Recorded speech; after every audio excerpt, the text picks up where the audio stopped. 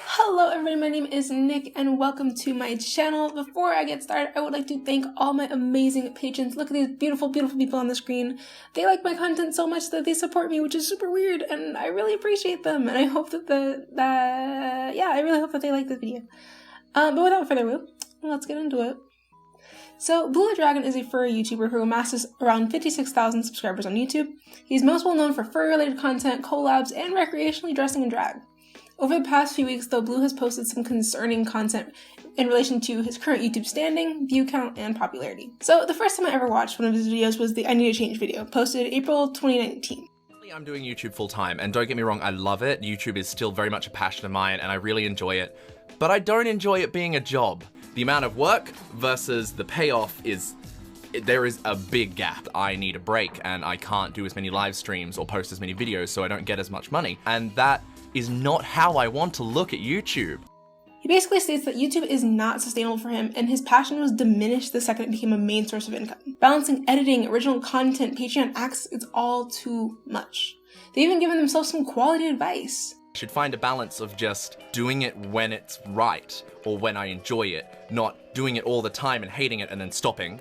I can't see myself quitting for a very long time, but I think I need to take the focus off YouTube. And all in all, even though I didn't know Blue, I was happy they made the decision to make YouTube a passion project and try and find income outside and, try to alleviate stress. However, that video is in sharp contrast to the I invented for a YouTube video and no one cares. People fucking forgot about me. Awesome. So in this video, he nearly states identical issues regarding his channel. The contrast between having 56,000 subs and averaging like 7,000 a video. People he needs help won't reach out to him, and the looming threat of a work visa over his head. Never mind, most of those people that forgot about me wouldn't have any of the entertainment or the success that they currently have without me. Struggling to pay my rent and scared about what's going to happen at the end of the year because I can't afford a visa to stay in the country I'm living in, to stay with the person that I fucking love. As selfish as this sounds, I expect more help at this point for the person who fucking invented this goddamn subgenre of YouTube entertainment, both from the people enjoying it and the people benefiting from it. And also, while he doesn't hate them, he does accuse fursuiters of piggybacking on their fursuits for more subs. I have cute suit and would like attention. Furry YouTuber now, please. While this is of course a subjective opinion and I'm not exactly one to talk, it's a valid opinion to have. This is also something that I want to note. With a quick Google search, you can find that there's around 2 million people in the furry fandom. So without invalidating others, I think that it's easy to say that eventually someone would have made furry YouTube a thing. But all in all, for these videos, the tone is bitter and defeated. While part of me felt uncomfortable at the blatant complaining and the slightly petty tone, I mostly felt distressed and sad for him because I can't imagine the stress he must be under to have brought him to that point. So I'm fucking done putting love and care into my content. But following this, Blue posted 2 other videos. The first titled, Staring at the Camera for 5 Minutes to Get More Views Than a Video I Worked Hard On, in which he does exactly that. And the second is titled, and I quote, Furry stares at camera for 5 minutes straight. Wow, hot content. So yiff and cuddle. Ooh, furry. Where, yet again, he stares at the camera, the title also alluding to the fursuit-centric nature of the furries he's notably mentioned. These videos are notably uncomfortable to watch, and many of the comments even regard not knowing if they should watch it to support him or if they're just proving his point.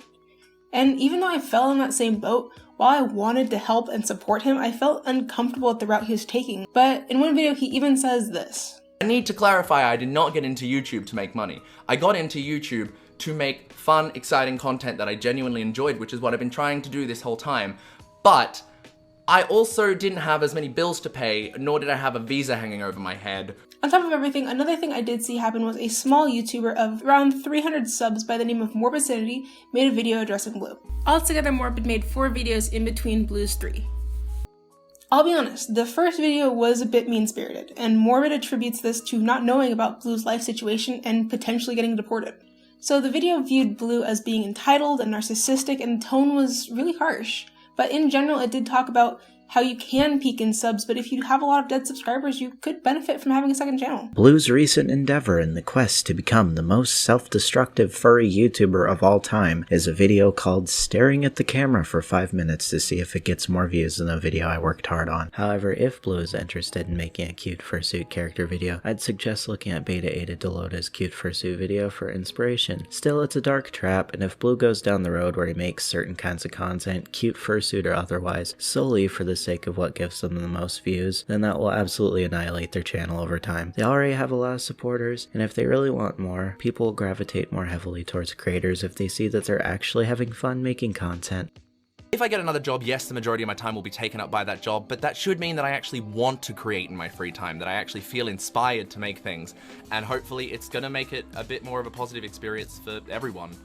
Some critiques did seem harsh, but honestly there was a lot of solid advice that even I could take notes on. Look, it is absolutely possible to have fun putting a lot of effort and good old blood, sweat, and tears into content, but high view counts on videos will never be because of hard work, because ironically, that would actually be too easy. Hard work and repetition does not ensure attention, it just ensures eventual burnout. High view counts come from spontaneity and complete lack of expectations. Blue's focus on getting YouTube attention, especially from something as niche as the furry fandom subculture, is incredibly futile.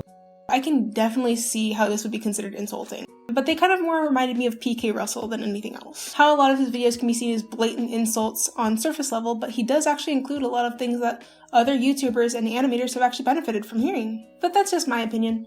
And honestly, you have the choice to take or throw away someone's advice without alluding to them while complaining on Twitter. Not just as a content creator, but like as an adult. I DM'd Blue on Twitter with genuine YouTube advice and admitted to me doing some things wrong. I don't think I helped Blue in any way after telling them stuff about the algorithm. I don't know how to help Blue with their mental state, and DMing them YouTube advice was the only thing I could have possibly done to maybe put a small band-aid on the situation. I really hope they can find a way to be constructive again. But anyway, there are ways to address this sort of thing. It's not bashing other content creators or anonymously calling out people who left you behind, or even throwing your frustration out into the void. Based on the commentary he gave Morbid Sanity, I knew no matter how I addressed this video, he probably wouldn't like me very much, and I really like him, and I like his content. Generally, that just made me nervous to make this video because I am a very soft boy. But because I do, I want to be able to give some advice that I think would help.